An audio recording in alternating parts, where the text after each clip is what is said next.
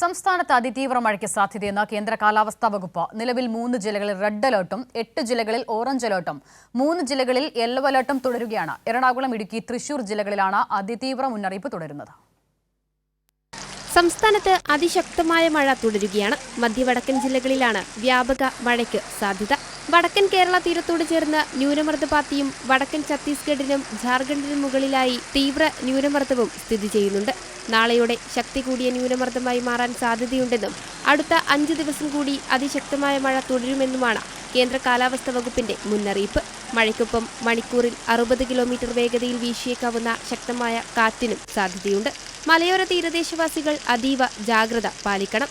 താഴ്ന്ന ഭാഗങ്ങളിൽ താമസിക്കുന്നവർ അപകട സാധ്യതാ മേഖലകളിൽ നിന്ന് അധികൃതരുടെ നിർദ്ദേശാനുസരണം മാറി താമസിക്കണമെന്ന് സംസ്ഥാന ദുരന്ത നിവാരണ അതോറിറ്റി അറിയിച്ചു.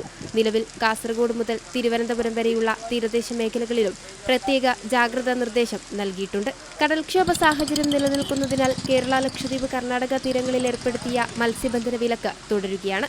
കൈരളി ന്യൂസ്, തിരുവനന്തപുരം.